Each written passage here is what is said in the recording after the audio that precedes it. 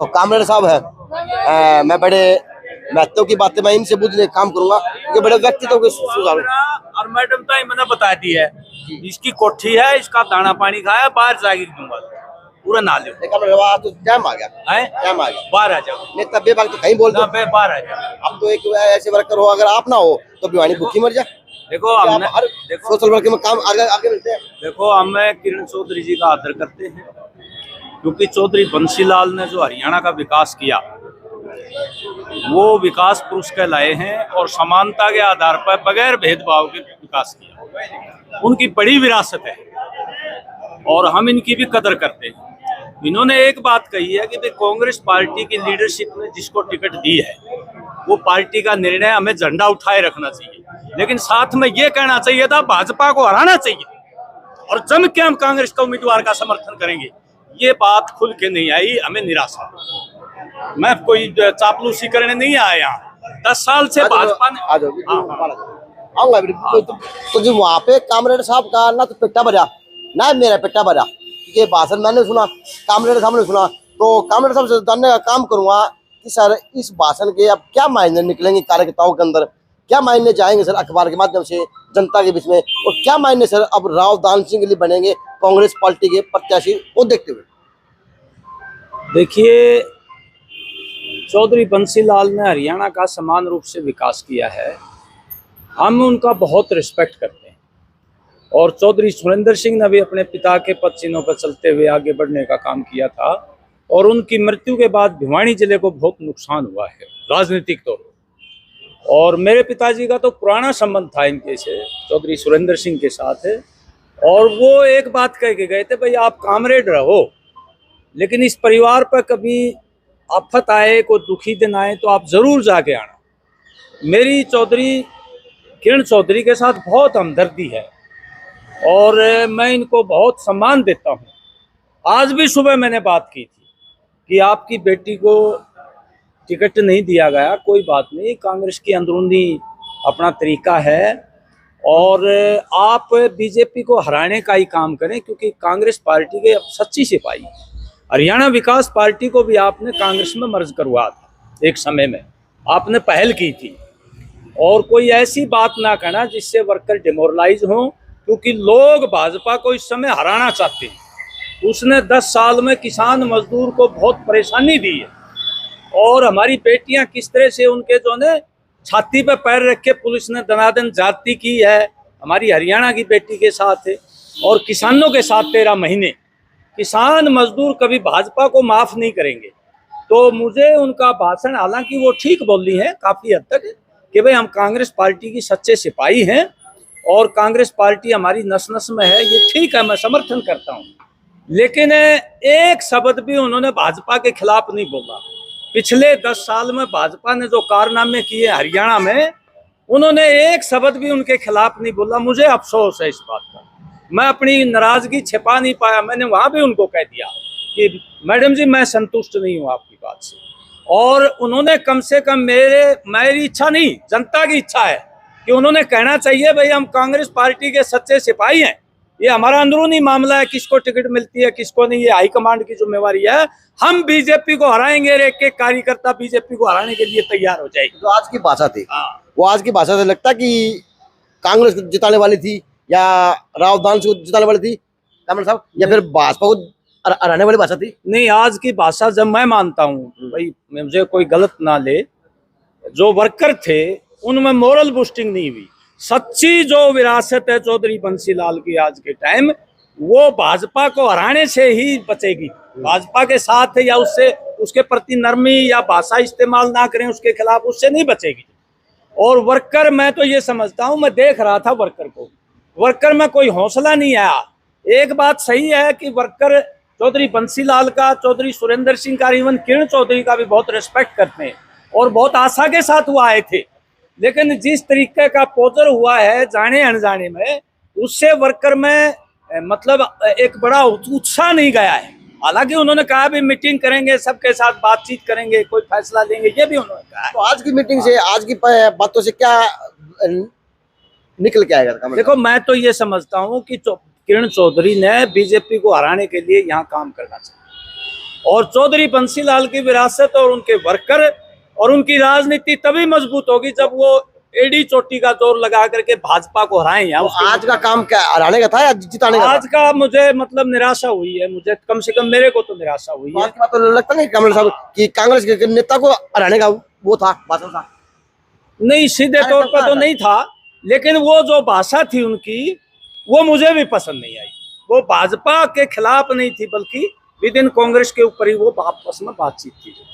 वो भाजपा के खिलाफ जो तीखापन होके बोलना चाहिए था वो नहीं बोला उन्होंने। ये मुझे निराशा हुई, मैं तुरंत उठ के वहां से आ गया। क्या लगता है कमल साहब, ये डर था, ईडी का डर था, सीबीआई का डर था, या फिर बड़े भाजपा का डर था? क्योंकि नेता को आजकल डर ज्यादा लग रहा, ईडी सीआईडी इस तरह का। क्या मानते हैं, ये डर बैठा गया कि नहीं, किरण चौधरी डरती तो नहीं है किसी से। वो देखो ईमानदारी से उन्होंने राजनीति की है और उन्होंने राजनीति में कोई गलत काम भी नहीं किए जो हम 10 साल से देखा है पिछले के, और वो डरती भी नहीं है किसी से। लेकिन कहीं न कहीं इस बात की तड़प थी कि भाई चौधरी बंसीलाल की विरासत को इग्नोर करके मेरी बेटी को टिकट नहीं दिया, ये निराशा झलक रही थी कहीं कहीं। लेकिन उसके लिए उन्होंने हिम्मत और हौसले के साथ काम लेना चाहिए था और भाजपा को हरा करके ही वो जो है उनकी विरासत बच सकती है, उनके काम आगे बढ़ सकते हैं। कमल साहब, आज की अगर राजनीति का माहौल की बात करें तो जिस प्रकार से बंसीलाल परिवार के पुत्र है, तो आज से क्या मैसेज जाएगा राजनीति के अंदर, क्या मायने बनेंगे इनकी भविष्य की राजनीति के लिए? क्योंकि 6 महीने बाद चुनाव। देखिए ऐसा है कि भाजपा ने जो 2016 में जिस तरीके से हरियाणा में जातियों को लड़ा करके 35 और 1 करके जिस तरीके से खेल खेला, श्रुति चौधरी को टिकट देने में भाजपा का वो खेल जो है उसका जो है इलाज नहीं था। उसका इलाज जो कांग्रेस ने किया वही है। दो बार चुनाव हार चुकी थी, हालांकि उनके प्रति हमारी पूरी वो है बंसीलाल के विरासत है, लेकिन बीजेपी को अगर चुनौती और हरा सकता है तो कांग्रेस का ये उम्मीदवार, कांग्रेस ने सही फैसला लिया, मैं तो ये मानता हूँ। ठीक है, उनके आपस में भाई होगा, वो उनके चाहने से नहीं मिली होगी, लेकिन यहाँ जो बीजेपी ने खेल खेला है कांग्रेस ने उसका सही जवाब दिया है। वो इसी चुंगल में फंसेंगे जो उन्होंने ये खेल खेला है। और मैं तो समझता हूं कि कोई किसी के हाथ में नहीं है, कोई कदे नहीं सोचता होगी मैं मुट्ठी में ले रहा हूँ। लोग जो है ना बीजेपी के आक्रोश में उसके खिलाफ वोट आज नेता के भाषण से लग रहा था मेरी मुट्ठी में भी है ना, आज चीज भी है ना, कोई नेता के किसी के मुट्ठी में नहीं है। और ये राजनीति जो किरण चौधरी सोच रही है ना, ये इसके सूत आने वाली नहीं है। अच्छा। ये वो पक्की कांग्रेस की नेता रही हैं, वो कांग्रेस पार्टी के हाथ मजबूत करके भाजपा को हरा के ही अपनी राजनीति आगे बढ़ा सकते हैं, मेरा ये मानना। तो कमल साहब, आज का अगर लास्ट का मैसेज समझने की कोशिश करें, लास्ट का मैसेज क्या तो मैसेज कार्यकर्ता को अंदर गया, क्या मैसेज आप आज खुल के बता पाएंगे? क्योंकि आप आज शहर के, इस जिले के, वो क्या बोलते हैं, विशेषज्ञ, हर चीज का विशेषज्ञ, तो कामरेड ओम प्रकाश तो हर चीज का विशेषज्ञ है, तो क्या?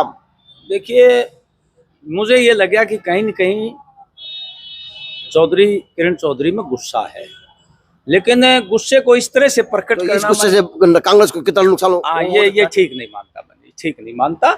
और उन्होंने जो है बाकायदा एक शालीनता के साथ और बिल्कुल शांतिपूर्ण तरीके से उन्होंने भाजपा को हराने की अपने कार्यकर्ताओं से आज ही अपील करनी चाहिए कि भाई ये हमारी अंदरूनी मामला है।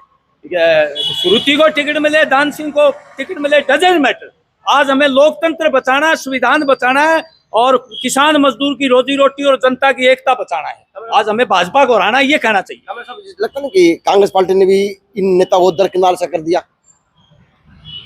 देखो ऐसा है जी, यहाँ कांग्रेस में शुरू से गुटबाजी चल रही है और उस गुटबाजी की वजह से सब ये हो रहा है। और उनका जो प्रायोरिटी है वो कहीं न कहीं आपसी प्रतिस्पर्धा की ज्यादा है, बीजेपी को हराने की थोड़ी सी कम लगती है।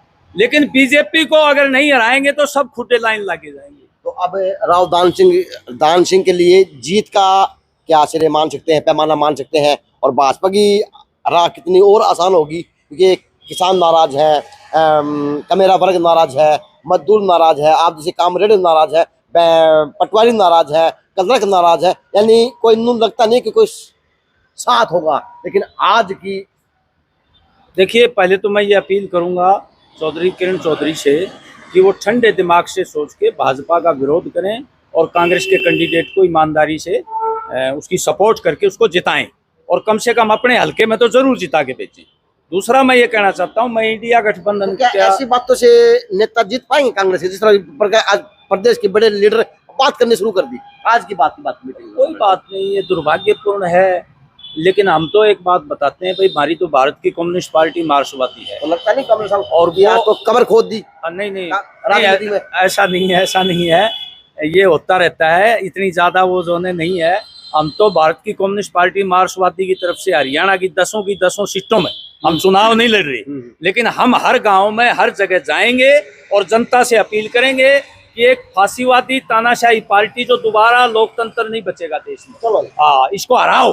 हम तो यही अपील करें। तो जी कामरेड ओम प्रकाश जी ने मेरे को खुल के बताने का काम किया। वहाँ पे टाइम लग गया नहीं, क्योंकि भीड़ भड़का दौरा था, क्योंकि वहाँ पे कार्यकर्ता थे। वो मुझे बोलने लगे भाई तू इस तरह सवाल क्यों करा है। अब मैं सवाल नहीं कर रहा था, आपके नेताओं ने जो बात बताई थी मैं उसी सवाल का जवाब ले रहा था लोगों से कि क्या कांग्रेस का कार्यकर्ता, क्या इस कोठी का कार्यकर्ता अब काम करने का काम करेगा। किसी को बात अच्छी लगी, किसी को बात चुभी, तो उन्होंने मेरे को कहा कि आप बाहर चले 2 पग, पर बाहर जाके हम मन की बात भी करेंगे, मन की बात ही बताएंगे, और जो आज यहाँ महसूस किया वो भी हम बताने का काम करेंगे, ताकि कोई और कार्यकर्ता भ्रमित ना हो, ताकि कोई और वोटर किसी प्रकार का कोई भ्रमित होकर इस तरह का काम न करने का काम करे, क्योंकि ये लोकतंत्र का सबसे बड़ा पर्व है। और अब की बार एक तरफ मोदी जी का 400 पार का नारा है, और एक तरफ आज के दिन कांग्रेस के नेताओं की अगर भाषा की बात करें तो वो भी कोई अलग ही लहर में दौड़ती हुई देखी जा सकती है भिवानी लोकसभा क्षेत्र से। तो JNC न्यूज से अजय नायक, दीपांशु शर्मा की खास रिपोर्ट।